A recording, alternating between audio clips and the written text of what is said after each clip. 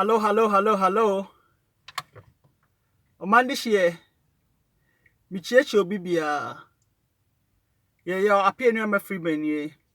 Aka freeman the storyteller. Michiechi obibia. Omandi shie. And then so masama me de buy. Metuni din say. And yet shen bia and a ye sika koko. And I say and yet ye bekano putokasa say. Not all what glitters is gold. And I say, you can say, and yet, I dear yes, and be an yes, richie. Aha, you or mind this year. Madame was see, you appear near my Freeman. Freeman, the storyteller near and cultural integrator. Mr. Mo, I'm subscribing my YouTube page, and mamma, I bring an anime to me, I day, a track in Fonini, Abetremo. Madame was see. Yo. Ne Anansesem me de bae said ya mekae no said enye ade ye hyenhyen bia na ye sika kokko aha won se tete no so bi kwa kware a na mpanifo bebisa se nasomasi ana obentin ofrifie be mu aha ne ya hwehwe mu ansa na yama nipa na kware mu efie no mo te sen omo ye kai omo etisen ne om papa te say om maame te say ene de ye namafo ne de ye hwehwem na madam fo bi na ka say ukoware oba oba no a omu ade a so ukoware oba omu ade a ene se we bubu ani mpo a enka wabrabo ye beta saa nso na ukoware be ma omu nipa anase omu wo a se enka we bubu ani kura na enka wabrabo no enka eye yo mandi hye aware ye kwan bi a ewa pa ne mu nsem so no emu odu edu ba bi ana ye de edu ba bi so ana ye nwon aha di Anansesem a meto no ene ebeka kwaku Ananse ho asem na ye de afa ye nso ya brabo a ye bo yo kwaku Ananse ena na oni nadamfo bi ye frɛ no eja akwa ena omo tikro bi so na omo aso aware aha na omo aso aware enti na omo so omo koma ape eja wa woni boys ye fe ho apa ye se ye koma ape won mai di bibi hihye ye chini animu a ene ye twitwitwi animu a aha na mema ye hu ane ani agisa na ye kaso aha ye mema no so no mema bi so ho a mo so mbe dress because a man no one dress here to impress unya bi aha nti ye nso no de man pe no na wosa wo ye na aha na se man no so no mu hu ana so maye dey omo so ani age aha se wo hu ne ye kɔ ani mu ano no enti no man no pe mema omo ye blink omo shine ne aha na mema no so pe ma omo so ye dey omo so ye blink aha na nya ade hyenhyen bia no ena ye ade a ye gold. Not all what glitters is gold said the potokasa na kano you do your mind this year kwaku Ananse eni nadamfo ejakwa ena na omotie kura bi ase na omotie kura na ase no ena omo ye se omo aso aware nti no omo koma ape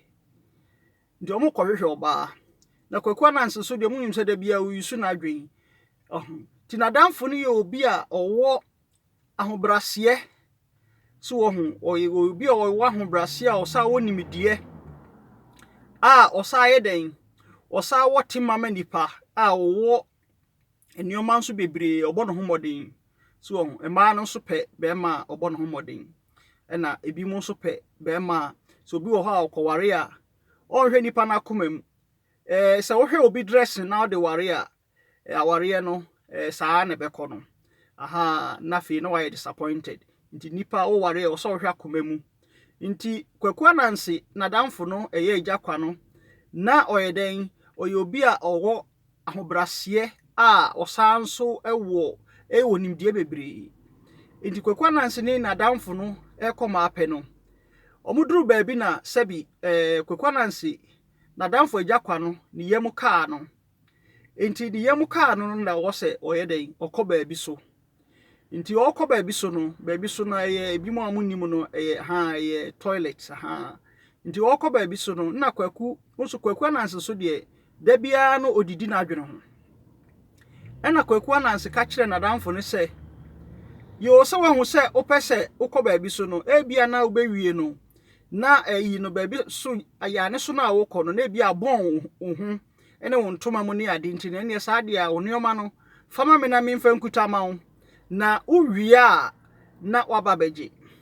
sana kwaku Anansesem se won so de bia nipa bi omo wo wiase omo didi nipa ho omo sa nso yisu omo adwen dibu omo nkofo ana so hu nuanom ana omo namfofo kwase a nti kwaku Anansesem de oye ni se sana wafa adwen bi se e ma pe na omo kọ no se wan shatare papa ne ade a obey disadvantage ana se ma no de o se omo hwe wo physical appearance omo hwe the way a wote aha na omo do we die papa we onim dressing pa papa we die ne me ware na be kopa papa we o yesei wa wo nya sa de ne de se unya bi aha nti no omo ye mema ne nim ade e ma ne pe nti kwaku Anansesem na damfo no de no wa dress kama kwaku Anansesem so de o ye kwatere kwa yesi kwatere kwa o se obema wo entoma tie ni din yesi obema ntoma tie ni din eja hwini ho obi wo ho nso a eja bozi not abroad nothing at home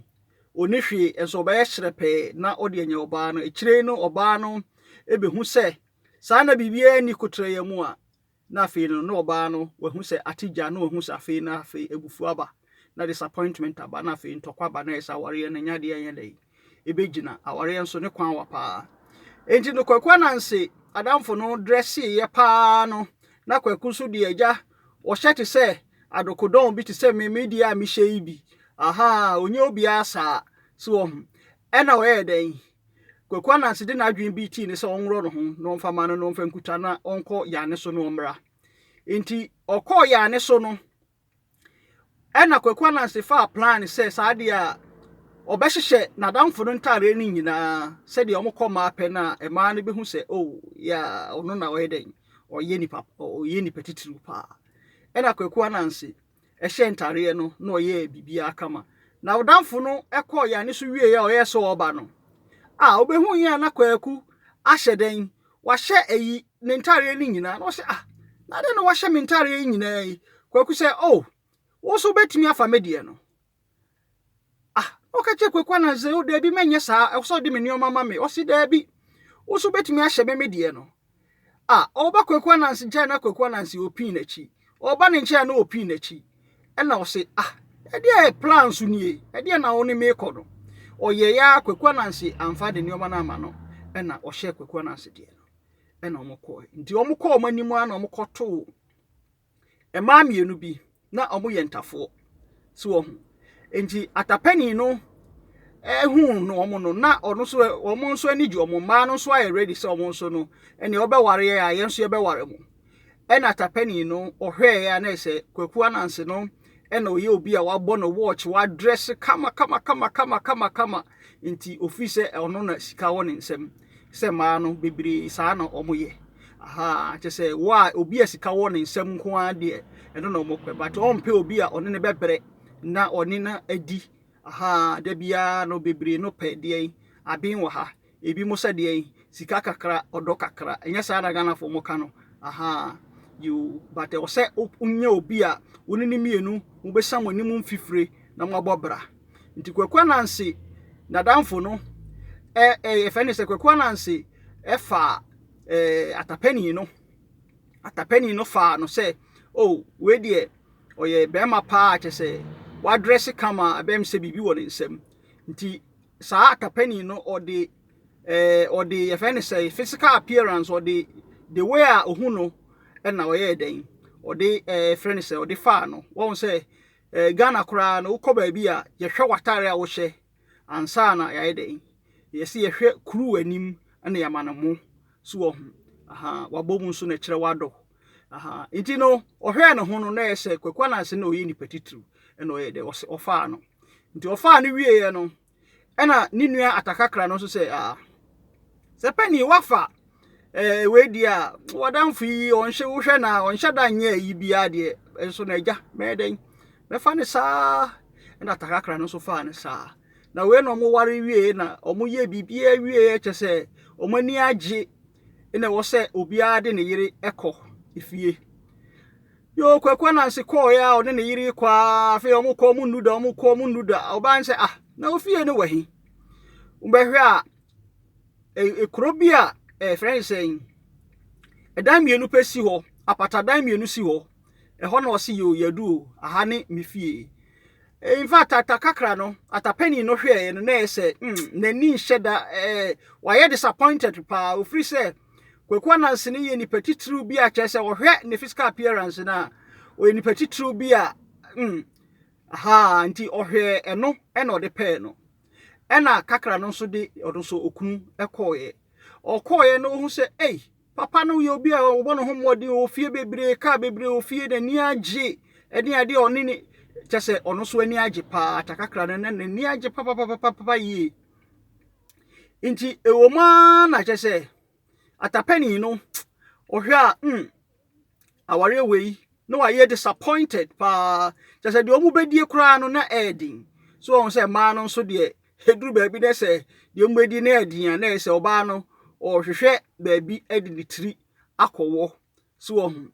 yesi oben okoto ne bo ano a na wo hu se saa okoto so no eden obo wa pa nti do hwe ne na se we ne de wo ben ho no hu se da bi we de be ma we de da bi na oye se saa de a okosra ne sister no atakakra no okoye no na hu se atakakra no baby oti na efe wanya chese omu chese omu hall ni omu dan ne cars ni adi chese edi chese nyasem ketwa na oye se sade a omma ni kunu kwekwa nanse ho nti obeka ne sister no ho na otena ho nti otena ho kakra na omma ne kwekwa nanse se da bi we de bem se madamfo ejakwa na bem se wa ye kana na bi na oma me yire no eba me ho jikokwa nanse na ne bu ofu pa na oye den o fa plan bi se sade a obekọ omufie ho enti owia no ho no mada na owia no ho no kọ ofie ho nti okọ ofie ho no na odi nkruma ene yefe ne sei sticky ade bi a chese utia so na eyi wa bofom so ho odi ye fie ho na papa no so osori onim omunyina ada osori onim na papa ne kotia so utia so ape na efense watofom chese otofom ape no na onetiko ahwe ho ho ape no na waka nchine egu ese wonso papa no waka nchine egu chese ye nyina ede ahwere yen enti Anansesem a metui no kire se enye ade hyenhyen bia no ena ye friend se sika kokko anase gold anase enye hyenhyen bia no na ye srechi enne dai se u chusu obi aware a na wadwen hu yie enye ahofe nko an na ye de ware se wodwen ahofe achi a na se wanhwa koma mu a ubeye mistake yesi aware ne kwan wa enti nipa bebre no omo hu a omo jejo by your physical appearance omo hu a omo hwe atare a wo hye Ghana fo pa ne taye saade no okobekọ ba bi a ye hwe osoro ne ye hwe ofom na ya kase da bi asomasi esu krom hanom anasa brochire obi okra na oye lawyer esu no te bicycle so no kwadwuma Holland for president sometime on the bicycle so eno de kwadwuma Ghana NC da ministers ebi wo Holland ne Belgium ne ye kan say friends Denmark ne ade any Germany nyina ebi te bicycle so na omokwadwuma enso ye krom NC na emomo no ewiase men you can't judge a book by its cover say who say we ne ye say necessary saa na be man so who oba who say jasebi ni mpoku etutu ho a na wani age so wo nso ubekọ mu no na enya saa na tie saa nso na be man so saa ma no mokọ a ubekọ mu no lo hu se saa be ma we saa oye kofini onte da oni we oso wo hu enso me ma na ebi wo ho a ma no wanwa wanu mu a obeka se saa wonye obi asa nti wudwu wanu mu akire yi no obehu se saa wonye obia saa na fe no na de de entokwa aba enti no Ghana for enye ade hyenhyen bia no na ye den eye ade a eye sika kokko you before so a behu obi no ma ye nhwe nipa no atare a wahye na de ene ehu se saa asomasi ye nipa papa ewiase no obia etise nsatea na enye pe na emomu no men no obi because of say sika men no obi because of say owo oye lawyer and I say men no obi because of say or ye friend say chire ni and I say de do obi say de ope no say uhu na wani je no ho and I say wo akomapa emanipa na emomu no men no obi efri say o car and I say men no obi efri say o ade we saa no wo ye saa ebekwa wiye no ubehu se de decision na ofae no enye saa netie nti iwiase no wo do obi a akomamu na odowo enye edipa no the way ani nipadua tie anase the way a otumi kasa anase oh we otebrofo pa enu nti na brofo otinti na ode ware ne dia ene edue you Anansesem no akwawiye meda mo ase mesra mo mo subscribe me YouTube page no mame ena ye fani saying emiri nyina no matimi atwa mfonin abremo Freeman the storyteller and cultural integrator meda mo ase pa bye bye